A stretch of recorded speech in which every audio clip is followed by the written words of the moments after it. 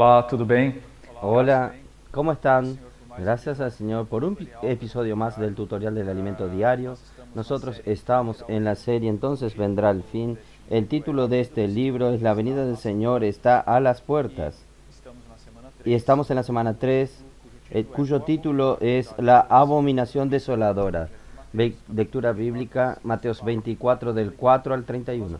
Entonces vamos a continuar en el estudio del Evangelio de Mateo, un libro crucial para comprender el plan de Dios para el hombre, para su vida, para mi vida. Trata del reino del Señor, del gobierno que el Señor quiere establecer en la tierra y de la edificación del cuerpo de Cristo como una gran comisión que fue entregada a nuestro Señor Jesucristo y por tanto también a nosotros. Esta semana vamos a hablar de un tema que es un tema que engendra curiosidad, pero puede engendrar miedo, engendrar dudas. Es sobre el fin de los tiempos. Esta fue una pregunta que los discípulos le hicieron al Señor cuando estas cosas que él estaba relatando, tal vez hasta ellos hayan quedado asustados, pero ¿cuándo esto iba a suceder? El Señor no dio una fecha exacta, pero él dio muchos muchos indicios, una muestra de aquello que iba a suceder en los tiempos del fin, para que yo y usted estemos vigilantes y comprendiésemos el momento en que vivimos y el momento que iban a suceder estas cosas. Esta semana vamos a hablar de la abominación desoladora. ¿Qué es esto? ¿Qué habla la Biblia? ¿En qué circunstancia vendrá? ¿Cuándo sucederá esto? El día lunes nosotros tenemos un poco aún de lo que vimos en la semana anterior. Nosotros vamos a recordar que el Señor vino al pueblo de Israel y ellos lo rechazaron. Y cuando el Señor ya allí más cerca del fin del Evangelio del Mateo, él fue en el templo, entró en Jerusalén, fue al templo, visitó al templo y encontró una situación con fraude, con corrupción. Aquel servicio que debería ser santo a Dios estaba desvirtuado y esto ofendió mucho a él y él se dio vuelta entonces, dio la espalda para esta situación, dejó el templo que era para ser la casa de Dios, donde el nombre de Dios estaba, pero el Señor tuvo que dejar esta circunstancia, dejar el templo y fue al Monte de los Olivos. Y allí entonces él tuvo una charla más personal con sus discípulos sobre el fin. Solo que antes de esto, aún por, por el templo, los discípulos le dijeron al Señor, miren qué maravillosas estas construcciones del templo, muy relevantes, suntuosas, con oro, con varios detalles. Y el Señor le respondió, no va a quedar piedra sobre piedra que no sea derribado. Y esto causó un impacto en los discípulos y engendró en ellos. ¿Cuándo va a suceder esto? ¿Cómo una estructura de esto? ¿Cómo este templo entonces va a ser derribado? Y engendró la pregunta de los discípulos al Señor, ¿cuándo sucederían estas cosas? Hay un paralelo aquí en el día lunes con el libro que nosotros vemos en el libro de Ezequiel, las visiones que él tuvo acerca del templo en aquella época, en la época en que el pueblo de Israel fue al exilio, fue a Babilonia. El Señor mostró a Ezequiel cuán corrupto estaba el sistema del servicio al Señor, esto había la idolatría, había las abominaciones, ellas habían entrado en el templo que era para ser el lugar allí en que Dios se encontraría con el hombre y Dios habitaría aquí en la tierra. Y esto hizo con que Dios abandonase el templo y el templo fue destruido. Vamos a ver a lo largo de esta semana. Y su gloria no estaba más en el templo. Pasó entonces ahí para el Monte de los Olivos, que es exactamente el lugar donde el Señor Jesús fue después de este episodio del templo. Entonces aquí hay una lección para nosotros, una alerta. No podemos, Dios quiere habitar con nosotros. El punto individual, Dios quiere habitar con nosotros, Dios quiere que su gloria esté sobre nosotros, pero cuando nosotros tenemos abominaciones, cosas que ofenden al Señor, idolatrías, el Señor no puede estar con nosotros. Entonces que nosotros podamos arrepentirnos delante del Señor y tomar esto como una lección para nuestra vida. Bueno, en el día martes, el cautiverio de Babilonia. Entonces aquí, ¿qué es Babilonia? El gran problema que nosotros vimos aquí en relación al templo, en el templo de Ezequiel, es Babilonia, es el gobierno, las leyes de Babilonia, el gobierno de Babilonia. ¿Qué significa esto?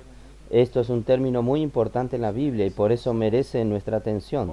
¿Cuál es el origen de Babilonia? El origen es Babel. Esto está en Génesis. Génesis capítulo 10, versículo 10. Él dice, vamos a abrir rápido aquí nuestras Biblias.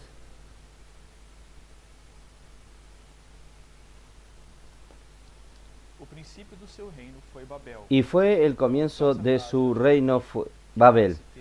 Aquí, en esta frase está el término. Aquí cuenta una historia después del diluvio. Entonces ustedes van a recordar los hijos de Noé, Sem, Cam y Jafet. Cam fue un hijo que ofendió a Noé.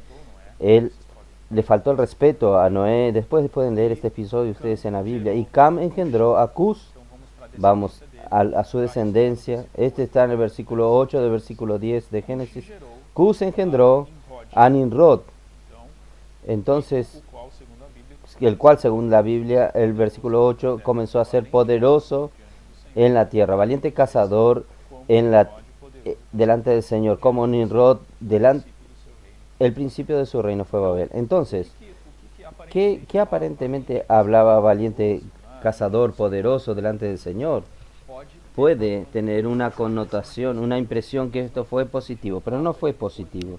Después del diluvio, aquella generación post-diluvio tenía un temor a Dios aún, por todo lo que había sucedido, por todo lo que fue dicho a esto, de ellos que vieron y presenciaron, y también los padres le dijeron de generación en generación, pero por medio de Nimrod se opuso a Dios. Quiso tener un gobierno, quiso tener una ciudad, quiso tener una estructura de vida totalmente independiente de Dios, apegándose y confiando en su propia capacidad. Esto es el origen, esto es Babel, esto es el origen de Babilonia. Es la independencia de Dios, tal vez aún más que independencia. Es un odio en relación a las cosas de Dios, una tentativa, una voluntad de no vivir de acuerdo con lo que Dios determinó. Es no aceptar la voluntad de Dios en mi vida, en su vida. Este es el principio de Babel, que es muy grave y trae mucho daño y mucho daño trajo al pueblo de Dios en especial. Entonces, aquí en el día martes aún habla que existen solo dos reinos. El primero es la iglesia, la realidad del reino de los cielos, donde los cielos gobiernan. Que el Señor pueda gobernar su vida, los cielos puedan gobernar su vida y su familia. En este reino no vivimos sin Dios. Por el contrario, dependemos totalmente de Él y es Él quien gobierna nuestra vida. Esto puede ser su oración en este día: Señor, gobierna mi vida. Si hay algo independiente de ti, quita, Señor, todo principio de Babilonia. Él es el que provee todas las cosas y necesitamos y vivimos por medio de la palabra que procede de la boca de Dios. El segundo reino es Babel, la puerta del Hades. El ser humano declara que no necesita de Dios y consigue sobrevivir solo según la política. Este reino afirma que el Estado es laico y no tiene nada que ver con Dios. Aquí muestra un poco todo aquellos que dicen que son ateos, pero depende de las naturalezas y de las cosas que Dios creó. Es un contrahablar, una contrapartida, y vemos aquí, aún en el día martes, un poco del aspecto de Babilonia. Por un lado exterior, el gobierno humano que nosotros vimos hoy, y también en la iglesia nosotros vemos la influencia que Babilonia pueda tener en la iglesia a lo largo de los siglos. Al culmine de Babilonia fue Tiatira. Ustedes pueden ver Apocalipsis 2. El Señor tuvo una cierta restauración en Sardis, y Filadelfia es para ser la iglesia deseable, la iglesia en que Babilonia no tiene ninguna influencia, que no entra a los principios, la ley, las reglas de Babilonia.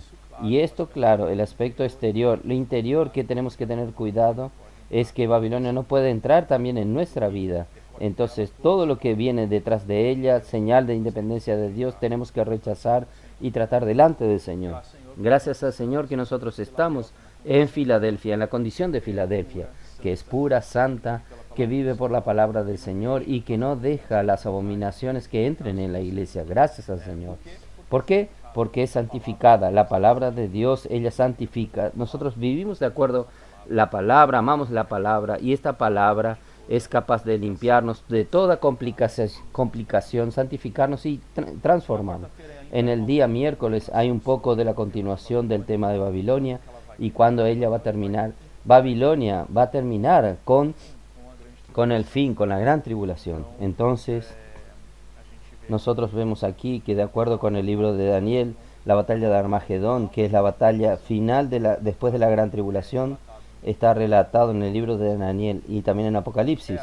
Es allí que las leyes de Babel van a tener un fin, justamente porque el reino del Señor, el reino de 1000 años, va a comenzar después de la gran tribulación.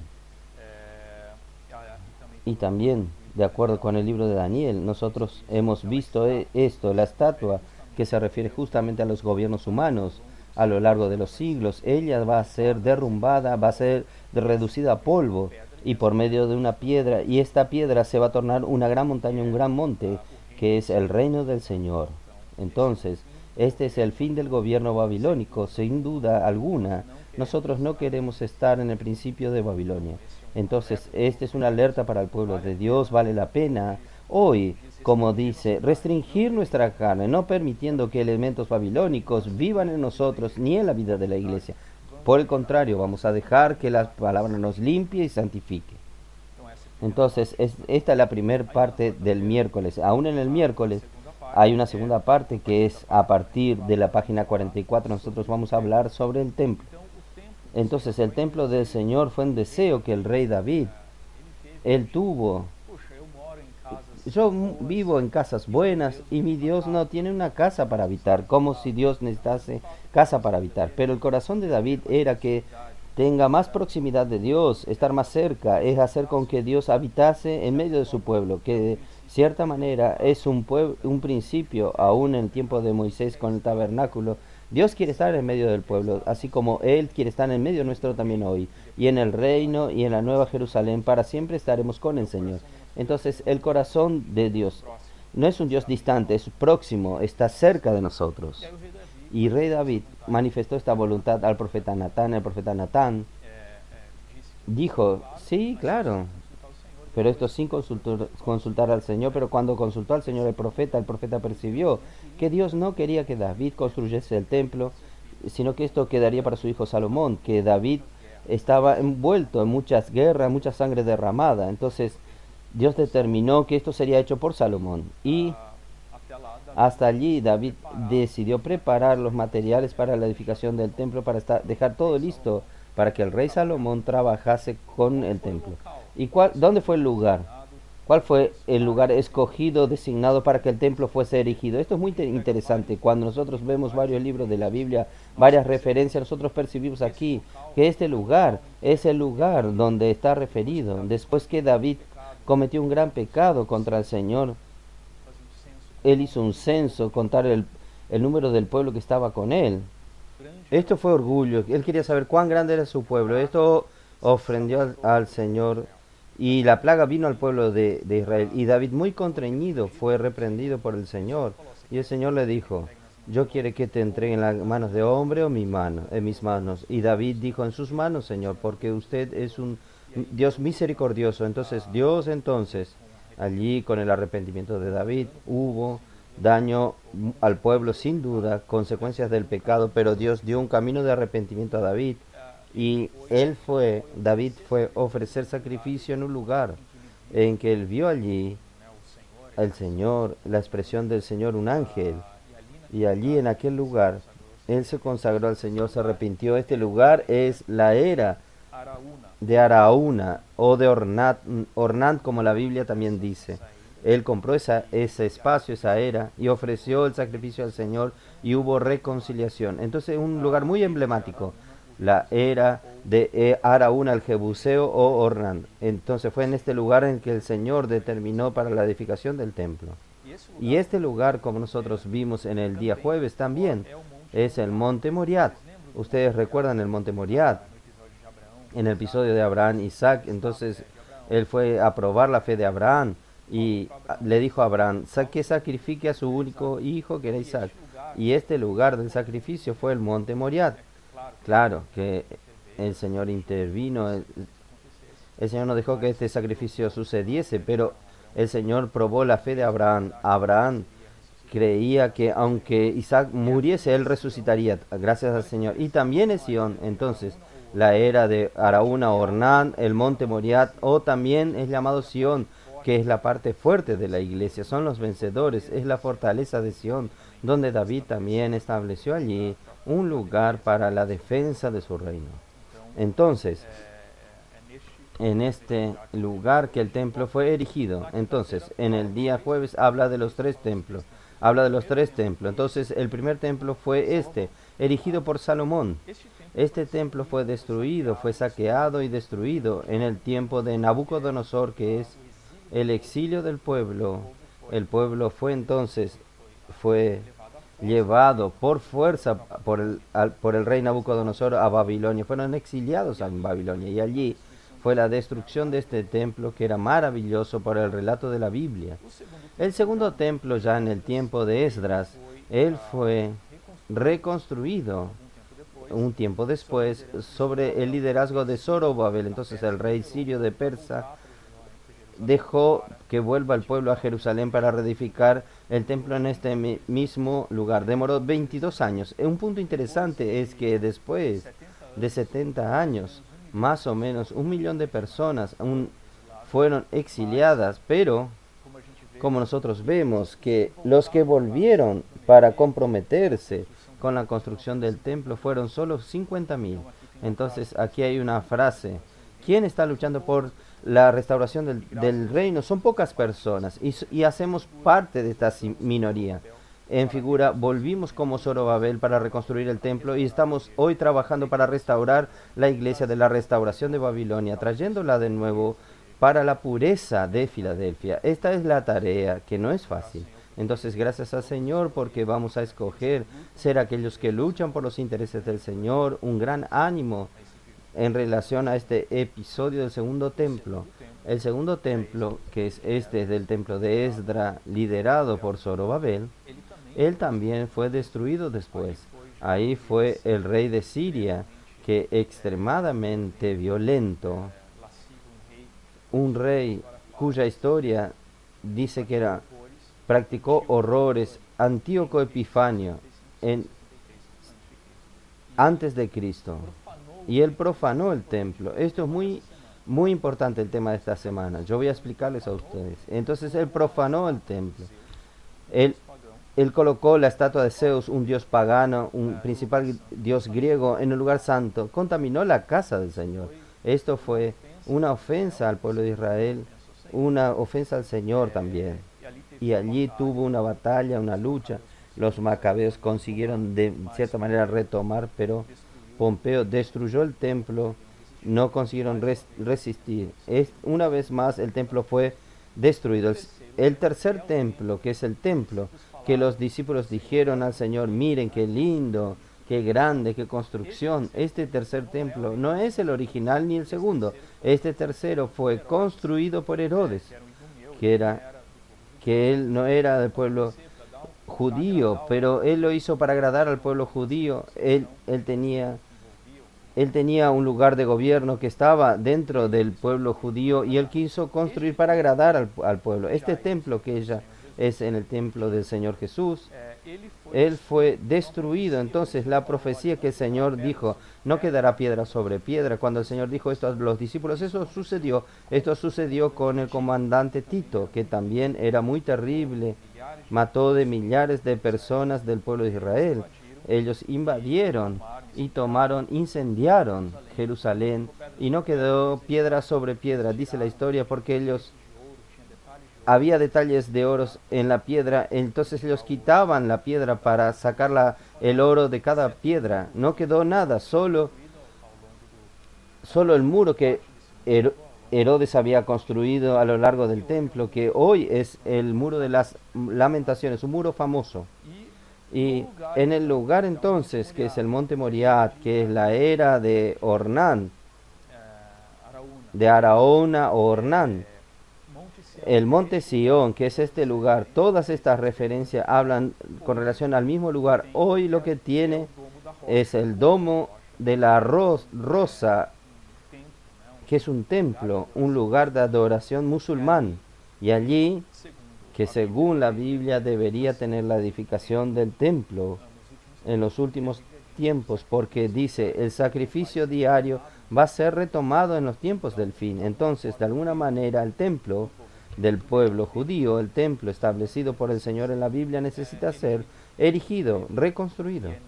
Y, y teóricamente, de acuerdo con lo que nosotros interpretamos de la Biblia, es allí que sería ser reconstruido. El problema es cómo reconstruir si hay una construcción, un lugar que es sagrado para los musulmanes en ese lugar. Ahí entra el anticristo. Antes de él manifestarse como el anticristo, él va a hacer un pacto entre el pueblo judío, muy probablemente el gobierno musulmán también, y va a permitir que esto suceda, solo que después del templo construido, después de 3 años y medio de este pacto, él va a romper este pacto y va a cometer un sacrilegio. Él va a profanar el templo, él va a colocar una estatua dentro, una bestia allá adentro. Ya vamos a ver de aquí a poco en el día sábado sobre este tema. Esto es lo que va a suceder. Este es el lugar, el contexto físico acerca del templo, que tiene todo que ver con los tiempos finales también. Bueno, en el día viernes, el hermano Pedro nos ayudó de manera muy didáctica a comprender el capítulo 24. Podemos dividir en 3 secciones. Una sección para los judíos, que está entre los versículos 4 y 31, y ella tiene que ser interpretada de manera literal. Otra sección para la iglesia, que está entre los versículos 22 y 30, que es interpretado espiritualmente. Y la última sección a los gentiles, las naciones, que está de los versículos 31 al 46, y una interpretación también literal. Entonces, allí el Señor relata varias cuestiones que después de la pregunta de los discípulos, varios puntos, varias señales del fin de los tiempos, qué va a suceder, cómo va a ser, tanto los judíos como los gentiles para la iglesia también. Estas 3 esferas son abordadas en estos trechos de Mateo 24, pero yo quiero el énfasis en este día, es el Evangelio del Reino. Aunque esté en la sección de los judíos, el Evangelio del Reino, quien predica somos nosotros, la iglesia. Nosotros somos responsables por predicar el Evangelio del Reino. Y el Evangelio del Reino, resaltando, es vivir, es real, es gobierno. No es solamente la gracia, sino es el Evangelio por medio del cual el Señor consigue gobernar nuestra vida, libre de toda independencia que viene de Babilonia. Entonces, esto está en el versículo 24 de Mateos. En el versículo 14, 24. Será predicado este Evangelio del Reino hasta el fin de la tierra, y entonces vendrá el fin. Entonces, la importancia que la predicación del Evangelio tiene en los tiempos finales. Bueno, y el fin aquí, que yo les dije a ustedes, en Mateo 24, está relacionado a los tiempos en que nosotros tendremos esta quiebra de la alianza que el anticristo va a hacer en los 3 años y medio, en los últimos 7 años de esta era. Por tanto, en la mitad de estos 7 años, el anticristo va a romper su pacto, va a manifestarse como el anticristo, y una serie de eventos, catástrofes y eventos van a suceder en relación por causa de esta situación. Entonces, él va a aparecer en esa situación. En el sábado nosotros vamos a ver qué va a suceder. Bueno, vemos que el templo será reerigido, el sacrificio diario del pueblo de Israel va a ser restaurado, el pueblo va a comenzar a servir en el templo, el anticristo va a romper este pacto, va a profanar el templo. ¿Qué va a hacer? Él va a colocar una imagen de él, una bestia, dentro del templo, y esta bestia va a hablar, va a tener aliento. Esto va a ser dado a Satanás, este poder al anticristo. Y para esta bestia ella va a hablar cosas, horrores, abominaciones en relación a Dios. Entonces, aquí nosotros hablamos, en el sábado habla un poco más de este tema, de la abominación desoladora. ¿Qué es abominación desoladora? En griego, él significa profanación horrible, sacrilegio terrible, abominación abominable. Es la cosa abominable que causa horror y rechazo. Esto sucedió ya con aquel rey sirio, Antíoco Epifanio, que colocó la imagen de Zeus en ese lugar, y va a suceder también con el anticristo. interesante. El capítulo 3 de Apocalipsis dice, el anticristo, él seduce a los que están sobre la tierra por causa de las señales que él puede hacer, diciendo a los que habitan en la tierra hagan una imagen de la bestia, y le fue dado dar aliento a la imagen, sino para que la imagen hablase y hiciese morir a que no lo adorasen a la imagen de la bestia. La desolación abominable que está mencionado aquí es la imagen del anticristo.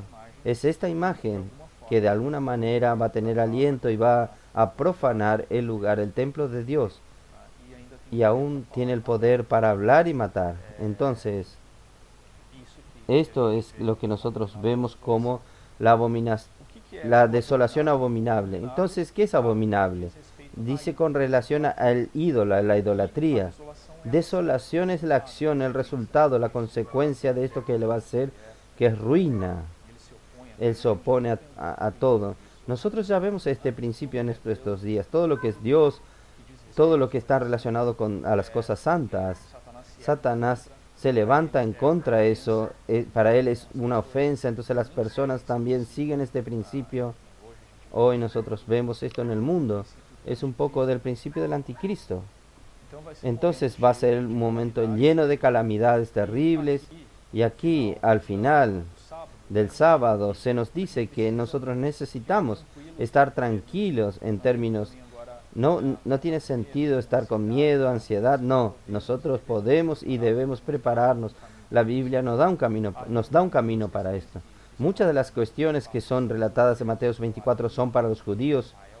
Israel va a ser el epicentro de todo este tema, y claro, esto tiene efecto en todo el mundo, pero aquí dice, debemos prepararnos sin miedo de conducir nuestra vida y nuestras responsabilidades, porque el Señor sabe todas las cosas. Aparte de esto, quien sea vencedor no pasará por la gran tribulación.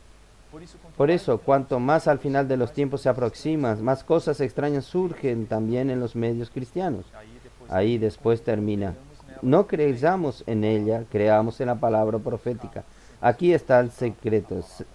Buscar ser vencedor, buscar la palabra profética. Y por fin entonces, después de la gran tribulación, claro, entonces de nuevo el Señor va a preservar a los vencedores, aquellos que viven de manera pura, santa, totalmente distantes de Babilonia. Ellos no participarán de la gran tribulación aquí en la tierra. Ellos serán arrebatados en los ares, el hijo varón, las primicias.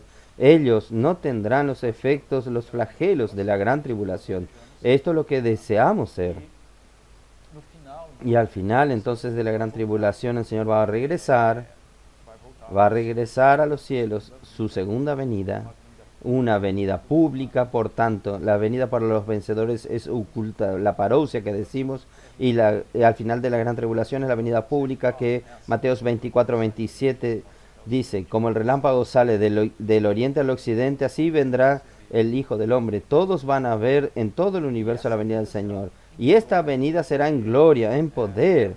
No es más como aquella venida cuando el Señor estuvo aquí en la tierra.